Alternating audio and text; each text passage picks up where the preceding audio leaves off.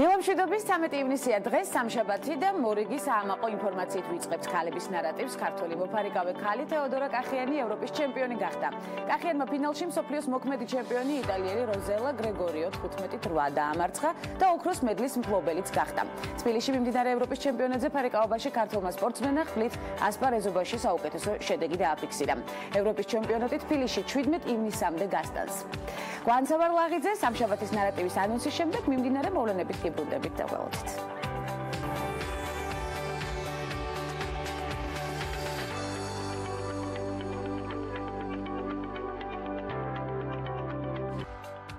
ვებგვერდმა ბრიჯსაიდ-მიმ სოფლიოს საუკეთესო სკულპტურათა შორის ქართველი მხატვრისა და მოქანდაკის თამარ კვესიტაძის ალი და ნინო დაასახელა.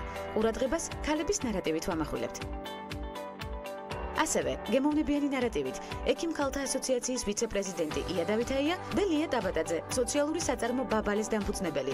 სამშაბათის გადაცემაში ეს ქალების ნარატივია. გვანცალ აღიწესთან ერთად.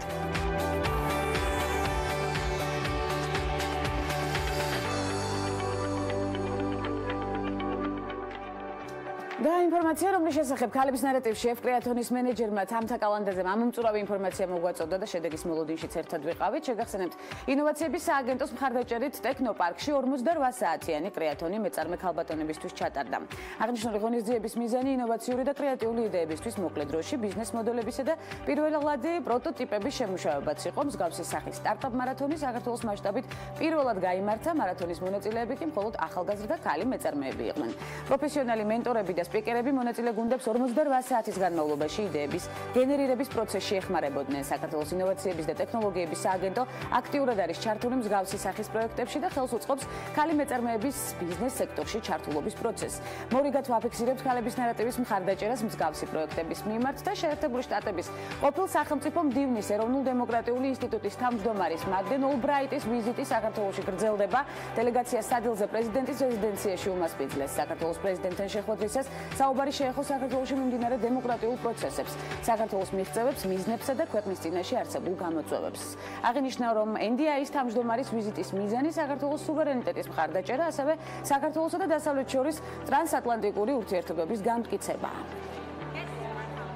ვამაყობ სამუშაოთი, რომელიც ერთად განვახორციელეთ. საქართველო ერთგვარი მაგალითია. როდესაც ხალხი გვეკითხება თუ რას ვაკეთებთ, როგორ ვმუშაობთ საზოგადოებაში და როგორ იწყებთ მის შეცნობას, ჩვენ პასუხობთ, რომ ძალიან დიდი დრო გავატარეთ საქართველოში. გავიარეთ სხვადასხვა ეტაპი და ვფიქრობ, რასაც მე განსაკუთრებით ვაფასებ, არის თქვენი სურვილი შეესაბამებოდეთ მაღალ სტანდარტებს, რადგან იცით, რომ სწორედ ეს ქმნის წარმატებულ ქვეყანას.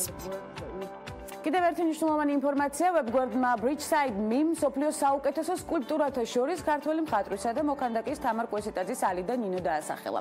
ბათუმში დადგმული ქანდაკება მსოფლიოს ისეთი ცნობილი სკულპტურების გვერდით მოხდა, როგორიცაა კანადის საოცრებათა ქვეყანა, ამერიკის შეერთებული შტატების კარმა, ავსტრალიის ბრილიანტები, 8 მეტრის სიმაღლის ქალისა და კაცის მოძრავი ქანდაკება ცნობილი ქართველი მხატვრისა და მოქანდაკის თამარ კვესიტაძის საავტორო ნამუშევარია. ძეგლი ცნობილი აზერბაიჯანელი მწერლის ყურბენ საიდის რომანის ალი და ნინო სახელს ატარებს. 2010 წელს შექმნილი ქანდაკება სიყვარულთან ერთად ევროპისა და აზიის გადაკვეთის, დაკავშირების და შეერთების სიმბოლოდაც იქცა.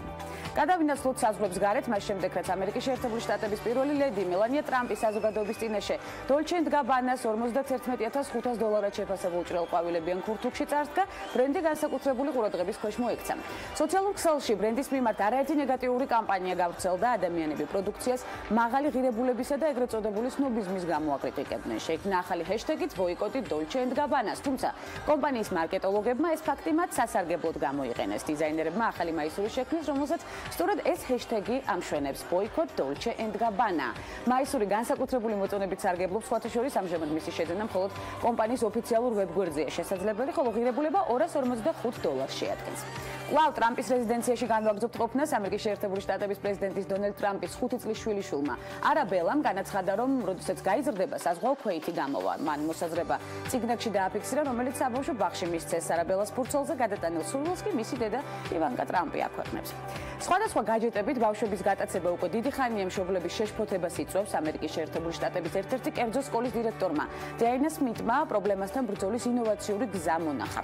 ის მობილურებსა და სხვა მოწყობილ მოწყობილობებზე უარის თქმით, ბავშვებს ფულის გამომუშავებას თავაზობს. თითოეული მოსწავლე, რომელიც ზაფხულს გაჯეტების გარეშე გაატარებს, სასწავლო წლის დასაწყისში $100 მიიღებს. ამასთან ბავშვებმა საყვარელი მოწყობილობები მხოლოდ სამშაბათობით უნდა დათმონ. სმიტის განცხადებით მისთვის მიუღებელია მოზარდების მოსყიდვის პოლიტიკა, მაგრამ ვითარება იმდენად რთულია, რომ ის მზადაა საკუთარ პრინციპებზე უარი თქვას.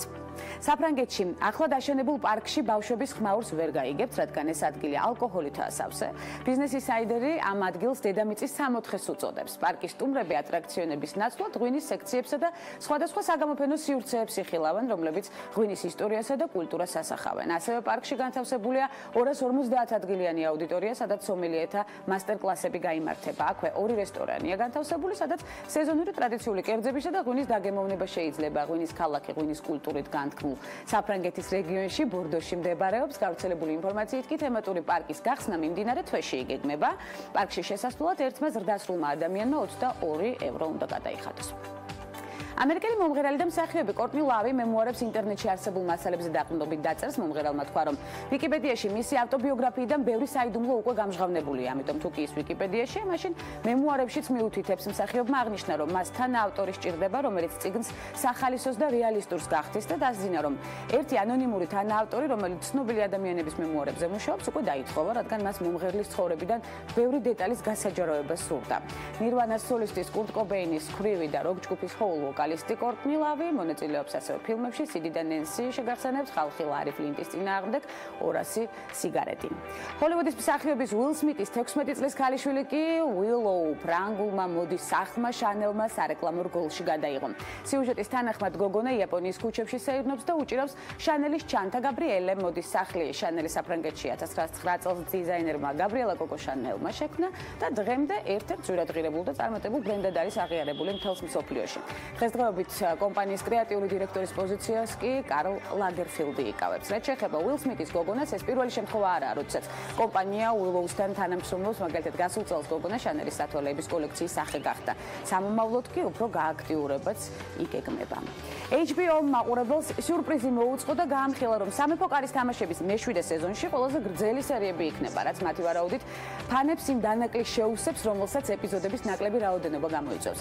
შეგახსენებთ, მე-7 სეზონში ტრადიციული 10 სერიის ნაცვლად 7 სერია იქნება, როგორც შოუს პროდიუსერები ამბობენ. ახალ სეზონში ბოლო 2 სერია ყველაზე ხანგრძლივი იქნება. სერიალი ეთერში 16 ივნისს დაბრუნდება. და მორიგი საჭირო და მნიშვნელოვანი ინფორმაცია არასამთავრობო და საერთაშორისო ორგანიზაციებისგან შემდგარ ქალთა პოლიტიკური მონაწილეობის სამუშაო ჯგუფმა საქართველოს პარლამენტში გენდერულ კვოტირებაზე კანონპროექტი შეიტანა. კანონპროექტს 37455 ამორჩევლის ხელმოწერა ახლავს, რაც ითვალისწინებს გენდერული კვოტირება და როგორია ხელისუფლების პოზიცია. თემაზე საუბარს თათია ჩაფიჩაძე განაგრძობს. თათია, მოგესალმებით და გისმენთ. დილა მშვიდობისა. დიახ, გენდერული კვოტირების კანონპროექტი ორ ორგანულ კანონში საარჩევნო კოდექსსა და მოქალაქეთა პოლიტიკური გაერთიანებების შესახებ კანონში ცვლილებების შეტანას და ქალთა პოლიტიკური მონაწილეობის გასაზრდელად დროებითი ზომების მიღებას გულისხმობს. კანონპროექტის კანონად ქცევის შემთხვევაში პარტიები და საარჩევნო ბლოკები ვალდებული იქნებიან სიაში ყოველი მეორე განსხვავებული სქესის კანდიდატი წარმოადგინონ.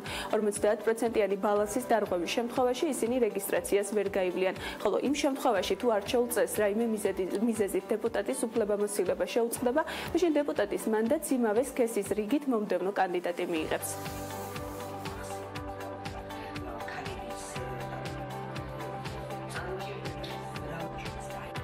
მამაკაცით იწყებასია, მომდევნო ქალი და ასე შემდეგ. ამას ჰქვია ზიპის მეთოდი და შესაძლებლობას იძლევა, რა თქმა უნდა, საბოლოოდ გასული სიიდან კონდეს ბალანსი, კონდეს თანასწორი მონაწილეობა, რაც თავისთავად სამართლიანია, რადგან მოსახლეობის მეტი ნაწილი თითქმის 54% თავის პასიურ უფლებას ვერ ახორციელებს და რჩება ფაქტიურად გადაწყვეტილების მიღების მიღმა. კანონპროექტის მიხედვით, თუ პარლამენტის გამოკლებული წევრი არჩეული იყო არჩევნებში დამოუკიდებლად მონაწილე პარტიის პარტიული სიით, მის ადგილს ერთი თვის ვადაში იმავე სიაში რიგით მომდევნო იმავე სქესის კანდიდატი იკავებს. წინააღმდეგ შემთხვევაში ვაკანტურ ადგილს დაიკავებს სიაში მისი მომდევნო იმავე სქესის პარლამენტის წევრობის კანდიდატი. ამავე კანონპროექტის მიხედვით, თუ პროპორციულ საარჩევნო სისტემით არჩეულ საკრებულოს წევრს ვადამდე შეუწყდება საკრებულოს წევრის უფლებამოსილება, შესაბამის საკრებულოში მის ადგილს 2 კვირის ვადაში იმავე პარტიულ სიაში რიგით მომდევნო იმავე სქესის კანდიდატი დაიკავებს. ხოლო თუ წარდგენილ პარტიულ სიაში იმავე სქესის კანდიდატი აღარ არის, მაშინ მანდატი უქმდება. არასამთავრობო სექტორში თვლიან, რომ კოტირება მოკლებადია ამ პერიოდში არსებული დისბალანსის გამოსწორების ერთ-ერთი გზაა და იმედს იტოვებენ, რომ პარლამენტი მას მხარს ამჯერად მაინც დაუჭერს.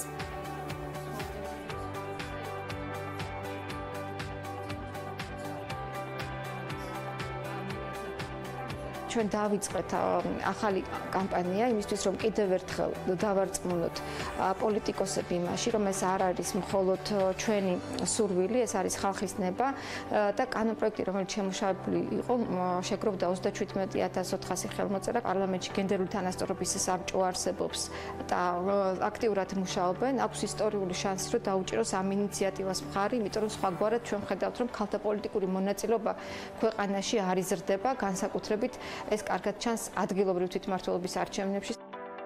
კანონპროექტის შესახებ ჩვენ აზრი პარლამენტის წევრებსაც ვკითხეთ. განათლების კომიტეტის ხელმძღვანელი მარიამ ჯაში აცხადებს, რომ ქალთა წარმომადგენლობის გაზრდა პრიორიტეტულია, თუმცა ამისთვის ის სხვა ალტერნატივების შემოღებაზე საუბრობს. კოტირება არის ერთ-ერთი მნიშვნელოვანი დროებითი ზომა, რომელსაც მე პირადად მხარს დაუჭერდი, თუმცა ასევე არსებობს ალტერნატიული მექანიზმები, მაგალითად ფინანსური მოტივაციის მექანიზმები პოლიტიკური პარტიებისთვის, რომელიც ასევე წარმატებით შეიძლება იყოს გათვალისწინებული ქალთა პოლიტიკური ჩართულობის გასაუმჯობესებლად. მთავარია, რომ კონსენსუსი არსებობს ქალთა პოლიტიკური ჩართულობის ხელშეწყობასთან დაკავშირებით და ჩვენ ვიმსჯელებთ წარმოდგენილ ინიციატივებთან და ასევე ალტერნატივებთან დაკავშირებით. 2016 წლის გენდერული უთანასწორობის გლობალური ინდექსის მიხედვით საქართველოს ქალთა პოლიტიკური მონაწილეობისა და პარლამენტში ქალთა წარმომადგენლობის მაჩვენებლით 154 ქვეყანას შორის 114 ადგილზეა. პარლამენტთაშორისი კავშირის მონაცემების მიხედვით კი 2017 წლის პირველი მარტის მდგომარეობით ქვეყანა 193 ქვეყანას შორის 24 ქალი პარლამენტარით 124 ადგილს იკავებს. სახალხო დამცველის ბოლო ანგარიში ასევე წერია, რომ საქართველოში გენდერული კუთხით ვითარება არ იცვლება. განსაკუთრებით კი მდგომარეობა საგანგაშოდ გადაწყვეტილების მიმღებ ქალთა რაოდენობის მიხედვით არის შეფასებული. მადლობა თათია საჭირო ინფორმაციისთვის. გელით კვლავ ქალების ნარატივში მიმდინარე მოვლენების შემდეგ სტუმრებთან შესახვედრად ვემზადებით ამდენიმე წამში გემოვნებიანი ნარატივით წარმატებული ქალის რეალური მაგალითი სამედიცინო სფეროდან ქალების ნარატივის სერიალში დაგველოდეთ.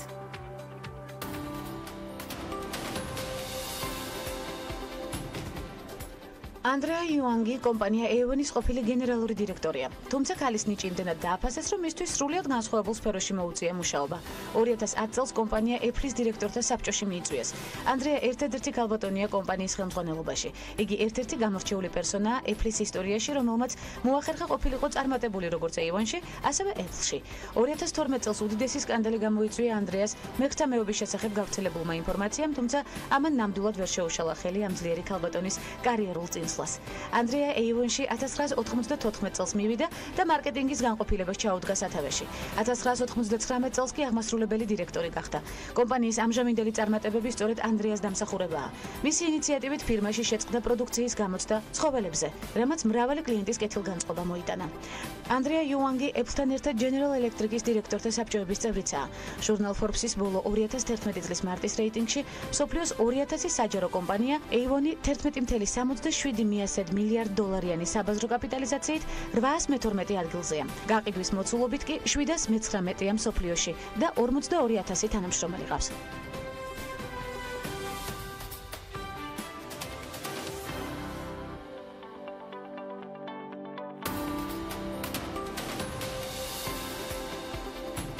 ამერიკის შეერთებული შტატების უსაფრთხოების მდივანი ჯანეტ ნაპოლიტანო Forbes-ის გავლენიანი ქალების სიაში მერვე ადგილზეა. ნაპოლიტანო სიდიდით მესამე დეპარტამენტს ხელმძღვანელობს, რომლის ბიუჯეტიც 48 მილიარდია, ხოლო თანამშრომლების რაოდენობა 240,000. ნაპოლიტანოს დეპარტამენტის კომპეტენციაში შედის საიმიგრაციო და საბაჟო საზღვრის დაცვა. ნაპოლიტანო პასუხისმგებელია საიდუმლო სამსახურის და კიბერუსაფრთხოების სამსახურებზე. მან Forbes-ის ქალთა სამიტზე 2013 წლის მაისში განაცხადა: ჩვენი ქვეყნისთვის ისეთ კრიტიკულ მომენტში, როგორშიც ის ახლა, ქალთა პოლიტიკურ პროცესებში მონაწილეობა არასდროს ყოფილა უფრო მნიშვნელოვანი. ჯანეტ ნაპოლიტანოს წლიური ანაზღაურება $750,000 ამერიკულ დოლარს შეადგენს.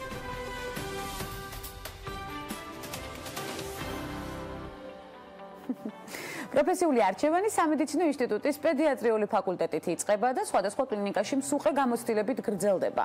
გახლავთ თბილისის სახელმწიფო სამედიცინო ინსტიტუტის პედიატრიული ფაკულტეტის ინტერნი და კლინიკური ხელმძღვანელი, თბილისის მთავარი ნეონატოლოგი, ჩაჩევას სახელობის მიანობა გინეკოლოგიის და პერინატალური მედიცინის სამეცნიერო კვლევით ინსტიტუტის ახალშობილთა განყოფილების გამგე, თუმცა თავად არაჩვეულებრივი ქალბატონი ისაუბრებს ცხადია ამ ყველა თავის არაჩვეულებრივად მნიშვნელოვან რეგალიაზეც, იმიტომ რომ რაღაც მინიშნებები მომდის ახლა მე ქალბატონი დავითაია სტუმრობს ქალების ნარატივს და ძალიან ბევრ საინტერესო დიალოგზეც ცხადია სხვადასხვა მიმართულებით შევთანხმდებით. ქალბატონია, რა იყო ჩასასწორებელი აქ? ერთი ასეთ სპეციალობა მთავარი ნეონატოლოგი აღარ არსებობს. იყო ადრე, მაგრამ ეხლა უკვე აღარ არსებობს, ვინაიდან არსებობს უფრო სხვა ისეთი მექანიზმები, რითიც შეიძლება უხელმძღვანელოს თვითონ ჯანმრთელობის სამინისტრომ ამას. ჩვენ გახლავართ იქ ექსპერტები, ისე რომ მთავარი ნეონატოლოგობა აღარ არის საჭირო. დღევანდელ რეგალიამდე მოვიდეთ, ქალბატონია, ექიმ ქალთა ასოციაციის მთავარი ექიმ ქალთა ასოციაციის ვიცე-პრეზიდენტი გახლავართ, საქართველოს ნეონატოლოგთა ასოციაციის პრეზიდენტი გახლავართ, ასევე ქალთა საბჭოს მორგეობა, ასევე გახლავართ ჩაჩავას სახელობის კლინიკის ახალშობილთა დეპარტამენტის ხელმძღვანელი. ცხადია, სწორედ აქ მივდიოდით. ექიმ ქალთა ასოციაცია მინდა გამოვყო პირველ რიგში. მთავარი მიზანი და სამუშაო არეალი რას მოიცავს? ექიმ ქალთა ასოციაცია ძალიან ფართო ცნება, ვინაიდან იგი მოიცავს ნებისმიერი ექიმი ქალის საქმიანობას შეიძლება ითქვას და მასში გაერთიანებულები არიან თითქმის ყველა სპეციალობის, ასე ვთქვა და დარგის ქალბატონები და ძალიან კარგად ხელმძღვანელობს ამას ქალბატონი ნინა ჟვანია, ის გახლავთ პრეზიდენტი. დოდის დაარსდა და რა ძირითადად მიმართულებით თითქმის 10 წელია და საკმაოდ აქტიურ და ნაყოფიერ მუშაობას ეწევა.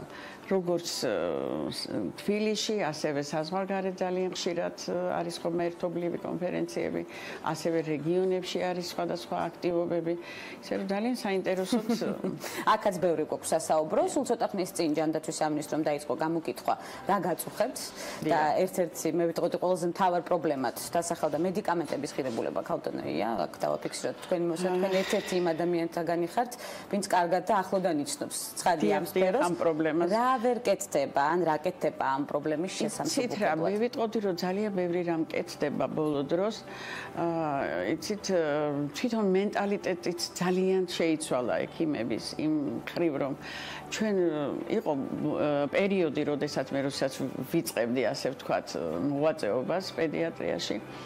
როდესაც ჩვენ უნდა აუცილებლად რამოდენიმე წამალი დაგვენიშნა, იმიტომ რომ იყო ასეთი დირექტივა, ჩვენ მაშინ დავდიოდით მოსკოვში, ლენინგრადში, მე მახსოვს იქ ძალიან ხშირად კვალიფიკაციის სასამაღლებლად დავდიოდი, სხვა კონგრესებზე, კონფერენციებზე და ყოველთვის სამწუხაროდ იქიდან ჩამოგვედა ის სიახლეები, რაც იმ მომენტისთვის იყო რეალური. მაგრამ ამ გადასახედიდან რასაკვირველია, ეს იყო ძალიან ბევრი წამლები, ეს იყო ძალიან ზედმეტი ჩარევა, განსაკუთრებით ამ ჩარევას ძალიან როგორ მტკივნეულია ეს ახალშობილებისათვის ჩვენ მაქსიმალურად დღეს უკვე ექიმების მე ვფიქრობ 99% დარწმუნდა იმაში, რომ ნამდვილად არ არის საჭირო ამდენი მედიკამენტი. თუმცა იმ შემთხვევაში თუ ეს საჭიროა და აუცილებელია, რასაკვირველია, სამწუხაროდ ჩვენი მშობლები აწყდებიან ძალიან დიდ პრობლემას იმის გამო, რომ მათ არ შეუძლიათ ის თანხები გადაიხადონ, რაც სამწუხაროდ ის ღირს. კიდევ ერთი პრობლემა, რომელზეც თქვენ აქტიურად ღიად საუბრობთ, ბატონია, ესა მედიკოსების დაბალი ხელფასები. ამ მიმართულებით რა ვითარებაში ვარ საქართველოში? რასაკვირველია, რაღაცა მაინც შეიცვალა და უშუალოდ ისეთი მიზერული ხელფასები არა აქვთ დღეს ექიმებს, მაგრამ მე ვიტყოდი, რომ თვითონ სპეციალობა ექიმი, ეს არის ძალიან მძიმე პროფესია. იმდენად მძიმე, რომ ადამიანი ექიმი არ ეკუთვნის მის თავს. აბსოლუტურად არის როგორც ჯარისკაცი, სუბზატყოფნაშია. როგორია მთელი ცხოვრება მიუძღვნა ამ სტრესშია, სულ ნერვიულობაშია, თითოეული ბავშვის, ანუ როგორ აგითხრათ, აი როგორ სუნთქავს, როგორ ჩაის სუნთქავს. ყველაფერს რასაკვირველია ექიმი განის. ეხლა თუ შენ ექიმი ხარ, ასია, განცდებთან არის დაკავშირებული. თუმცა მინდა გითხრათ, ხანდახან ამბობენ ხოლმე რომ აი ცუდი ექიმია. მე ვერ დავეთანხმებდი ვერანაირად, იმიტომ რომ ნებისმიერი პროფესიის ადამიანი თუ მას თავისი პროფესია უყვარს, ის არის ძალიან კარგი. და თუ ცუდი ადამიანია, ის ვერასოდეს კარგი ვერც ექიმი იქნება, ვერც ჟურნალისტი და ვერც ვერავინ, ისე რომ ბავშვები ახსენეთ, შესაბამისად გავაგრძელოთ ეს თემა. თქვენი მთელი ცხოვრების კრედო შეიძლება ითქვას მრავალი პროფესიული მიმართულება, რომელიც ვერ ჩამოვთვალეთ ლიდში, თუმცა აუცილებლად შევეხებით საუბრის დროს. თქვენი ლექცია მახსოვს, რატომ ტირის ბავშვი დაბადებისას? ძალიან საინტერესო მიგნება. დიახ. რატომ ტირის ბავშვი? მე ჩემი აზრით კი არა, საერთოდ მეცნიერებამ დაამტკიცა, რომ ბავშვი ტირის იმიტომ, რომ ის მუთაყოფის პერიოდში გრძნობს თავს ძალიან კომფორტულად. მას არ აწუხებს არც სიცივე, არც ჟედბეტის სიცხე, არც საკვების მოპოვება ჭირდება. არც რაიმე ესეთი გამაღიზიანებელი ფაქტორი აქვს. ამიტომ, როდესაც ბავშვი იბადება, მას ერთბაშად მოუწევს დისკომფორტში ყოფნა. უცებ განათდა ყველაფერი, უცებ აცივდა, უცებ დედას მოაშორეს. ხო, აი ეს ზუსტად მოშორება დედისგან იწვევს აი ამ ტკივილს და ტირის. თავისთავად. სწორედ ამიტომ ტირის. და ძალიან სასიამოვნოა, როდესაც მეცნიერება მიხვდა, რომ იმისათვის, რომ ბავშვი ზედმეტ დისკომფორტში არ მოვდეს, მაშინვე იბადება თუ არა ბავშვი, ჩვენ ვაწვევთ მას მის მკერდზე, გულმკერდზე. თქვენ წარმოიდგინეთ, კი აუცილებელი პირობა, ეს კანით კანთან კონტაქტი ქვია და პირველი რასაც აკეთებს ბავშვი, ეძებს ზუდუს, იმისთვის რომ მოწოვოს, იმისთვის და როგორც კი მას ესმის თავისი დედის სუნთქვა, რომელიც მან უკვე იცის, მისი სუნი, მისი სუნთქვა, მისი ნებისმიერი ხმის ტემბრი, ეს ყველაფერი იცის ბავშვმა უკვე დაბადებისას. ამიტომ იმ წუთში წნარდება, მშვიდდება და ცხადია. ქალბატონია, თავად როგორ მიხვედით პროფესიულ არჩევანებზე? რამ განაპირობა პირველი სურვილი და როდის დაიბადა? მე დედამ მყავდა პედიატრი, საკმაოდ დიდი გამოცდილების, თითქმის 40 წელი თავი პედიატრი, ასე ვთქვათ. და თითქმის დაბადებიდან შეიძლება ითქვას, რომ მეტი სხვა არაფერი არ მინახია თუ არა დედაჩემის წასვლა, მოსვლა, უძილო ღამეები, სულ გვენატრებოდა მე მახსოვს დედა და სულ გარეთ იყო მოკლედ. და რაღაცა რომ ვამთავრებდი სკოლას, ესე იგი ვინმეს რო ეკითხა სადაპირებ, გამიკვირდებოდა საშინლად, იმიტომ იმდენად ეს ჩემში უკვე იჯდა ის, რომ მე აუცილებლად უნდა პედიატრი ყოფილიყავი, რომ ბავშვების თამაშებიც ამას უკავშირდებოდა. რასაკვირველია. თოჯინებთან ურთიერთობა ყველაფერი აბსოლუტნევსების გაკეთება და ასე ყველაფერი რასაკვირველია კი. გავლილი იყო. ქართველებს განსაკუთრებით მგონი უკვე ჩვევაში გვაქვს გამჩნდარი გაბტონია, რომ ექიმთან ვიზიტს მხოლოდ მაშინ ნიშნავს, როდესაც ამე გვაწუხებს უკვე. იცით რა, ეს არის ძალიან დიდი პრობლემა, ძალიან დიდი პრობლემა, იმიტომ რომ მე ძირითადად ნეონატოლოგიც ვარ პედიატრიც, ანუ ჩემი პროფესიიდან გამომდინარე, მე შემიძლია 0-დან გავყვება 17-18 წლამდე, ხო? ნუ ძალიან სასიამოვნოა ეს, როცა შენ თვალწინა ესე პატარაა, სუპატაწინა, მე იზრდება და მე ბოლოს საუბრობ, კამათობ, ამ ბავშვებს მეგობრები ვხდები და ნუ ეს ძალიან საინტერესოა და ძალიან სასიამოვნო. მაგრამ იცით რა შეასაქმე, ძალიან დიდი მნიშვნელობაა განათლებას. მე ვისურვებდი, რომ ჩვენი საზოგადოება იყოს უფრო მეტად განათლებული, უფრო მეტად იცოდეს ის აი ნიუანსები, რომელიც აუცილებლად ბავშვების გაზრდა სჭირდება. ძალიან მწუხვარ, მაგრამ ჩვენმა დედებმა, ჩვენი დედები სამწუხაროდ დათულ სამსახურს უწევენ თავის ბავშვებს. მათ ძალიან უყვართ. უვლიან, მაგრამ არასწორად. ზდიან, მაგრამ არასწორად. ეს ძალიან განსაკუთრებული პრობლემა. იცით რა, პრობლემა არის, მაგრამ მეგონი გაწყალი რა ვიცოდი. დიახ, ძალიან მიწითლავარა. იცით რა შეასაქმე. თუ შეიძლება წყალი რომ შემოგვაწოდოთ, კარგი იქნება. ქალბატონია, ჩვენ გავაგრძელოთ ამასობაში საუბარი. საუბარი, დიახ. ესე იგი ძალიან სამწუხაროა, რომ დედამ არ იცის ის, როდესაც 0-დან 1 წლამდე არსებობს სტანდარტული დღეები, სტანდარტული საათები, როდესაც უნდა ბავშვმა აუცილებლად მიიყვანოს ექიმთან და ეს უნდა იყოს დინამიური მეთვალყურეობა. ვინაიდან ყველა ეტაპს დაწყებული 0 დღიდან, ასე ვთქვათ, 1 დღიდან და უშუალოდ წლამდე, 2 წლამდე, ხა ძირითადად მაინც 2 წლამდე ვითარდება ბავშვი, ხო? ძირითადად მწიფდება, ასე ვთქვათ. აი ამ პერიოდს კომუნალსარული მნიშვნელობა და სხვათა შორის ჩვენ მქონდა ძალიან საინტერესო პროგრამა სიცოცხლეს პირველი 1000 დღე. ვინაიდან სწორედ ეს პირველი 1000 დღე არის ძალიან მნიშვნელოვანი ბავშვის შემდგომი, ასე ვთქვათ, განვითარებისათვის. სწორედ ეს არის სტარტი და შემდეგ უკვე განვითარებაც. ხარ ერთ-ერთი წიგნის ბედნიერი დედობის თანამგზავრი, სამახსოვრო თან ავტორიც ხართ და კიდევ რომელ პროექტებზე მუშაობთ და მიმდინარე პროექტებიც ბევრი გაქვთ მე დარწმუნებული ვარ ამაში. რაშია საქმე იცით, ესე იგი ძალიან აქტიურია ჩვენი ასოციაცია, ასე ვთქვათ. აუცილებლად ჩვენ შეგვიძლია რომ წყალიც დავლიოთ აქვე ამავდროულად განვაგრძოთ საუბარი აქტიური მიმართულება სხვადასხვა რა თქმა უნდა პროფესიული მიგნებები და ის მნიშვნელოვანი ინფორმაცია რომელიც ჩვენთვის საჭიროა ბავშვების აღზრდისთვის და არა მხოლოდ მე რატო ვამბობ ამას რომ დავუშვათ ნოლიდან უნდა დედამ იცოდეს რომ უნდა სისტემატურად ატაროს ეკიპთან ყველა ეტაპს აი დავუშვათ ერთი თვის ბავშვმა ასე ვთქვათ რა უნდა აკეთოს იმისათვის როგორი უნდა იყოს მისი გამოხედვა, როგორი უნდა იყოს მისი რეფლექსები, როგორ რამდენი უნდა მოიმატოს წონაში. ეს უნდა გადამოწმდეს, ხო? ასევე არის 2 თვის ბავშვი, რომელთანაც ისევ უნდა გადავამოწმოთ, რამდენად ვითარდება სწორად, რამდენად წონაში მატულობს, რამდენად ის ყובה, რასაც იღებს ადეკვატურია.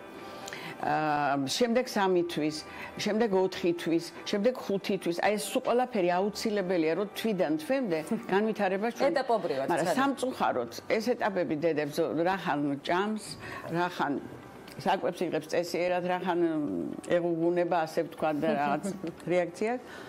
ამიტომ ცulis რო არ არის საჭირო ექიმი. მიდის მაშინ, როდესაც მიცემს ტემპერატურა აუწევს შეწუხდება რაღაცა ბავშვს დისკომფორტია თქვენ ასეთ სტრესულ გარემოში როდის ახერხებთ განტვირთვას ქალტონოია გადატვირთული სამუშაო გრაფიკი გაქვთ და სხვა მიმართულებით მუშაობთ სხვადასხვა კლინიკაში ძალიან დიდი მსუყე გამოცდილებით საქმე რა შეიცით არა სხვა ბევრ კლინიკაში ახლა ამჟამად არ მუშაობ მე მხოლოდ ჩაჩევაში ვარ მაგრამ მე მინდა გითხრათ რომ მე ჩემი მოღვაწეობა დავიწყე იაშვილში ეხლა არის იაშვილი მაშინ იყო ბავშვთა რესპუბლიკური საავადმყოფო და როგორც არ უნდა გაგიკვირდეთ მე არ ვაპირებდი მათ მუშაობას პედიატრიის ინსტიტუტში დავიწყე ორდინატურა დავამთავრე და ვაპირებდი იქ ასპირანტურას ჩაბარებას მაგრამ მოხდა ისეთნაირად რომ იყო ასეთი ბატონი პავლე სიგუღა პროფესორი არაჩვეულებრივი პიროვნება გურამნიჟარაძის კათედრაზე იყო ეს და აი მან ისე დამიხატა სურათი რომ იწყება ახალი ერა, იწყება ახალი საავადმყოფოს გახსნა და რომ ეს იქნება რაღაცა სასწაული საავადმყოფო და ნუ რატომღაც მეც მომეწონა ეგ აზრი და მივედი მაშინ და მინდოდა დაწყება ამ იმაში. ნუ დამიქვა უსიმპათიურესი არაჩვეულებრივი პიროვნება ბატონი მურვანიაშვილი მე ეს არ შემიძლია არ ვახსენო რომელიც აი მართლა იმ პერიოდში ეს იყო სუნთქვა ეს იყო აი პროგრესი ეს იყო ცივილიზაცია არ ვიცი რაც გინათ ის დაარქვით მაგრამ ის რაც მან შექმნა ძალიან ღირსეულად და ძალიან კარგად მას ძალიან უნდა უმადლოდეს მთელი ჩემი თაობა მე ვაპირებდი მოზდილებში მუშაობას, მოზდილ ბავშვთა განყოფილებაში, მაგრამ მან ისეთნაირად დამისაბუთა, რომ მე უნდა მემუშავა ახალშობილებში, რომ უნდა შეგვექმნა ჩვენ ერთად ახალი, რომელიც არ არსებობდა და იმდენად ჩამომიყალიბდა, რომ დავინტერესდი და მართლაც დავიწყე ნეონატოლოგობა, ანუ ახალშობილთა სპეციალობიდან დავიწყე, თუმცა მანამდე პედიატრი ვიყავ.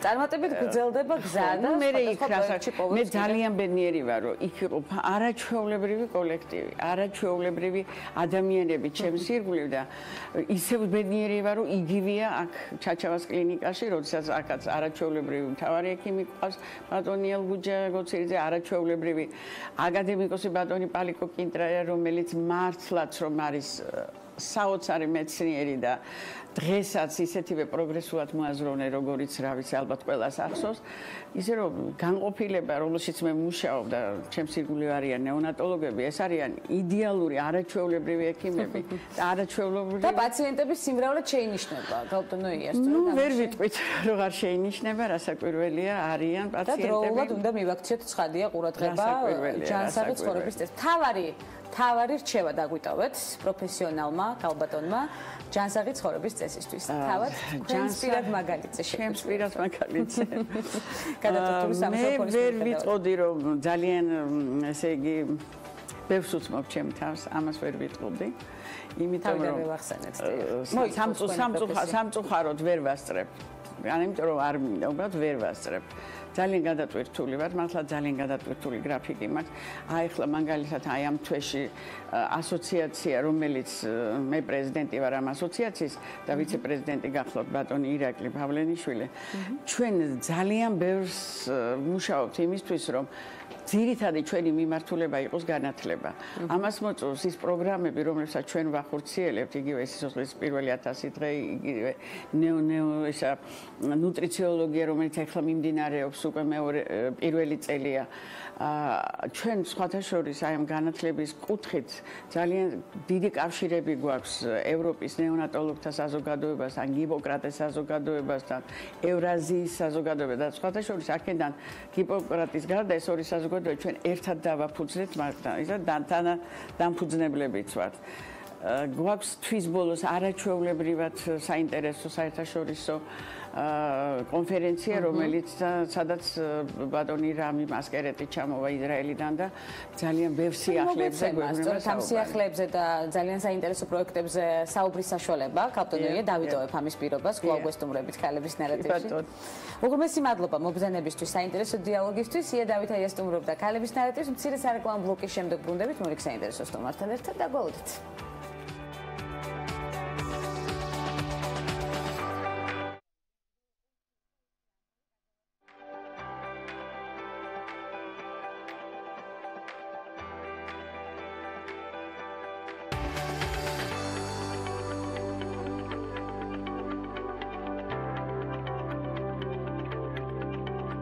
შემოქმედებითი სახელოსნო, სადაც იმუშავებენ და ისწავლიან განსაკუთრებული საჭიროების მქონე მოზარდები და სალონი, სადაც გამოიფინება და გაიყიდება ნამუშევრები, სოციალური საწარმო, ბაბალე და მისი დამფუძნებელი, რომელიც საჭირო და სასარგებლო საქმიანობის მრავალ მიმართულებაში აღწევს წარმატებას, ბევრი მნიშვნელოვანი პროექტის ხელმძღვანელი, სპეციალური განათლების პედაგოგი, ტრენერი, არტ-მენეჯერი და ბაბალეს დამფუძნებელი ლია ტაბატაძე, ქალების ნარატივის სტუმარია. მოგესალმებით ლია, ორმეს მადლობა მობრძანებისთვის, ძალიან დადებითი აურისთვის, რომელიც მოგვიტანეთ და საინტერესო თემატიკისთვის ასევე რომელიც უნდა განვიხილოთ. სოციალური საწარმო ბაბალეთი დავიწყოთ, რომელიც ძალიან მნიშვნელოვან საქმეს აკეთებს, ამაში მეთანხმება ნებისმიერი მაყურებელი ცხადია, როდის დაარსდა და რა იყო მთავარი მიზანი? სოციალური საწარმო ბაბალე დაახლოებით 2 წელიწად ნახევარია, რაც არსებობს. მიზეზი და მიზანი მისი დაარსების იყო შეზღუდული შესაძლებლობის მქონე პირთა დასაქმება და იმ პროფესიული უნარჩვევების გამომუშავება, რომელიც გამოადგება შემდეგი დამოუკიდებელი ცხოვრებისთვის. და მთავარი მიზეზი, ვინც ეს დავაფუძნეთ და რატომაც გავაკეთეთ, არის ის, რომ მე თავადაც მშობელი ვარ, პატარა გოგონასი და თეოდორას მშობელი, ღვთისაჩუქრის, როგორც იშიფრება სახელი, ხო? და ანუ რამდენიმე მშობელმა გადავწყვიტეთ ესე, იმიტომ რომ ყველა მშობელი ფიქრობს თავის შვილის მომავალზე, ხო, რა იქნება ხვალ, როგორ იქნება მისი ცხოვრება, როგორ წარიმართება და დამოუკიდებელი ცხოვრებისთვის დამეთანხმებით, რომ დასაქმება არის ერთ-ერთი ყველაზე მნიშვნელოვანი. ძალიან აქტიური და საინტერესო მიმართულებით მუშაობთ, 10 მშობელი დაახლოებით, როგორც ვიცი, ძლიერი გუნდია. კი ბატონო, ჭრელი წინდების კამპანია არ შეგვიძლია არ გავიხსენოთ, სწორედ თქვენ ხართ ავტორი ამ არაჩვეულებრივი კამპანიისა, რომელშიც ერთვება სრულიად ერი, ძალიან მნიშვნელოვანია ეს. ბავშვთა მიტოვების პრევენციაზე ვისაუბროთ, ლია. ვიცი რომ იგეგმება აქტივობები ამ მიმართულებით და სახელმწიფოს ჩართულობა როგორია ამ ეტაპზე? მთავარი პრობლემა ჯერ კიდევ რჩება სამშობიაროებში ბავშვებისთვის არასწორად, მშობლებისთვის არასწორად მიწოდებული ინფორმაცია. ანუ ძირითადად არ ხდება ეს მილოცვით, არ ხდება პოზიტიურად ინფორმაციის მიწოდება, რაც ხშირად განაპირობებს ბავშვთა მიტოვებას. და რამდენადაც ვიცით და ჩვენც აქტიურად ჩართულები ვართ ამ პროცესებში, სახელმწიფომ გადადგა უკვე ნაბიჯები ამ მიმართულებით და იწყება სწორედ დაამტკიცა კიდე მინისტრმა გაიდლაინი, ამ პრევენციის დოკუმენტი, რომლის საფუძველზეც სამშობიაროებში უნდა გადამზადდნენ პირველადი ჯანდაცვის რგოლი და ის მეტპერსონალი, რომელსაც შეხება აქვს მშობელთან. და ვიტყოდი, რომ ყველა პერსონალი უნდა გადამზადდეს, მათ შორის სანიტარებიც, იმიტომ რომ ნებისმიერმა გამომვლელმა შეიძლება ისეთი ინფორმაცია მისცეს დედამს, რამაც განაპირობებაში ჩააგდოს და შემდეგ უკვე. კი ბატონო, თუმცა ეს არ არის მთავარი პრობლემა, კიდევ რა პრობლემებს ვაწყდებით? ლია, რაც შეგვიძლია ვთქვათ დღეს გამოვყოთ და როგორია სახელმწიფოს ჩართულობა უკვე იმ მიმართულებები. კი ბატონო, ეს არის პირველადი ძირეული პრობლემა, რომელიც მშობლის ფსიქოემოციურ სტრესულ მდგომარეობას იწვევს, რაც ზოგს დიდხანს უგრძელდება, რომელიც შეიძლება პრობლემათა ჯაჭვში გადაიზარდოს. რომ მშობელმა დროული აღმოჩენა ვერ გაუკეთოს ბავშვს, დროული იდენტიფიცირება, ადრეულ განვითარებაში ჩართვა და ის საჭირო ჩართვა, ანუ ბავშვის თქვათ არსებობს საქართველოში ადრეული განვითარების პროგრამა, რომელიც ძალიან მნიშვნელოვანია იმ ბავშვებისთვის, ვისაც რაღაც გარკვეული შეფერხებები აქვს განვითარებაში. და ქალბატონიაც ყავდათ ეთერში, რომელმაც ახსენა სწორედ სიცოცხლის პირველი 1000 დღე. და ეს დღეები არის ძალიან მნიშვნელოვანი ვეტყოდი ყველა მშობელს და ყველა მშობელმა უნდა გაამახვილოს ამასაკზე ყურადღება, იმიტომ რომ სწორედ ამასაკში 3 წლამდე ხდება ყველაზე მეტად ბავშვის განვითარების პროცესი და სწორად უნდა წარიმართოს. თუ ჩვენ მეტ ძალისხმევას ჩამდებთ ამ 3 წელიწადში, რა თქმა უნდა, მეტ უკეთეს შედეგს მივიღებთ მის თუნდაც დამოუკიდებელ ცხოვრებაში, იმიტომ რომ საბაზისო უნარჩვევების გამომუშავება სწორედ აქ ხდება. აი ამ 3 წელიწადში გვიჭირს ძალიან საქართველოში დაწყებული მშობლების დაბალი ინფორმირებულობით, ადრეული განვითარების პროგრამის არასაკმარისი რაოდენობით, იმიტომ რომ ეს მომსახურება დღეს 650-მდე ბავშვს ფარავს, როცა საერთო ჯამში ოფიციალური სტატისტიკით 10.000-მდე შეზღუდული შესაძლებლობის მქონე ბავშვია, მაგრამ ჩვენ ვფიქრობთ, რომ გაცილებით დიდია სტატისტიკა, იმიტომ რომ არ არიან რეგისტრირებულები. და ეს არის ყველაზე დიდი გამოწვევა ვიტყოდი, იმიტომ რომ ადრეული განვითარება ყველაზე მნიშვნელოვანია. თუმცა თქვენ აქტიურად ცდილობთ, კი ბატონო, აი სწორედ ამ გამოწვევების მოგვარებას სხვადასხვა მიმართულებით ერთ-ერთი ასეთი სოციალური საწარმო ბაბალია, რომელზეც ასევე მინდა ყურადღება გავამახვილოთ. რამდენი დასაქმებული ყავს უკვე დღეს ბაბალეს და როგორი აქტივობები სხვადასხვა ღონისძიებებში ჩართულობის თვალსაზრისით 2 წელიწად ნახევარში. ამ ეტაპზე 16 ადამიანი არის დასაქმებული და მათ შორის არის 6 შეზღუდული შესაძლებლობის მქონე პირი, 5 სტუდენტი.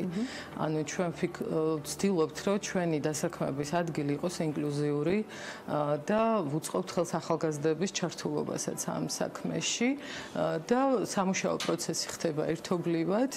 ანუ მხოლოდ ერთი ადამიანი არ მუშაობს ამ თემაზე, კონვეირული მუშაობის პროცესია, ვისაც რა ძლიერი მხარე აქვს, იმას ახორციელებს.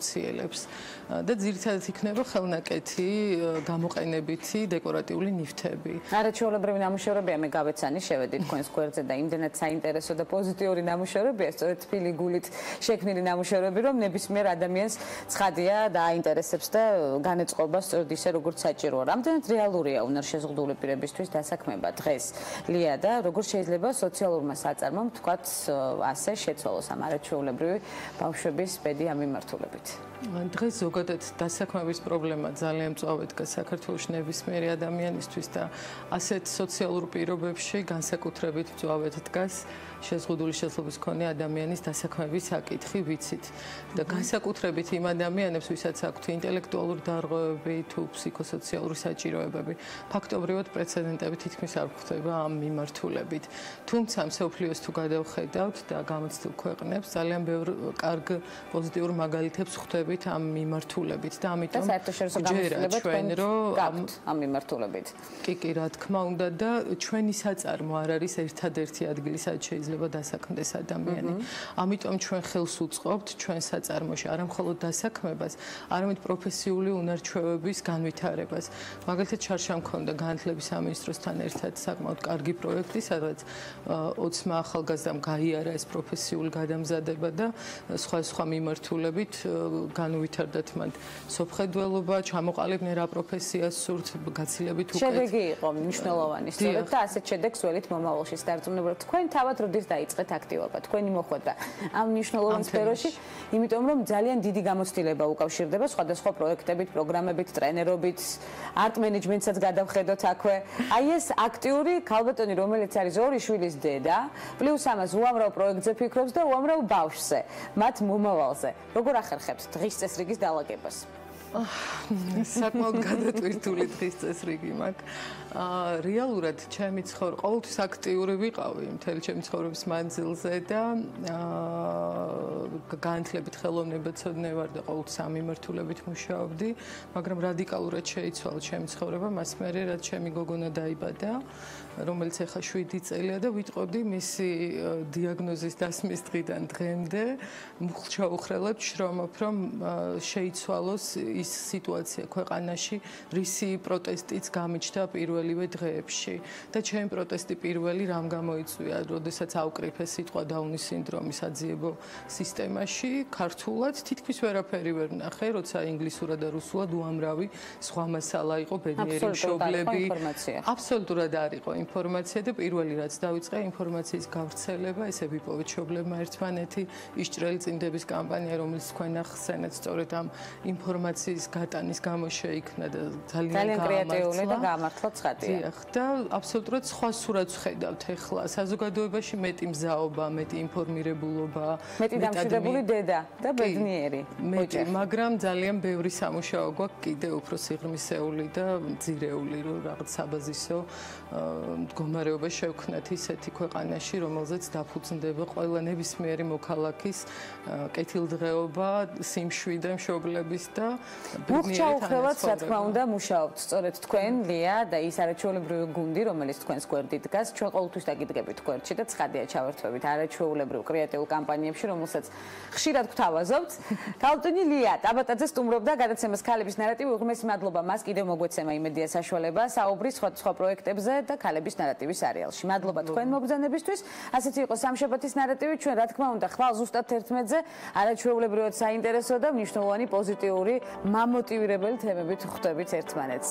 ხვალამდე ბედნიერად საინტერესო სამშაბათს გისურვებთ.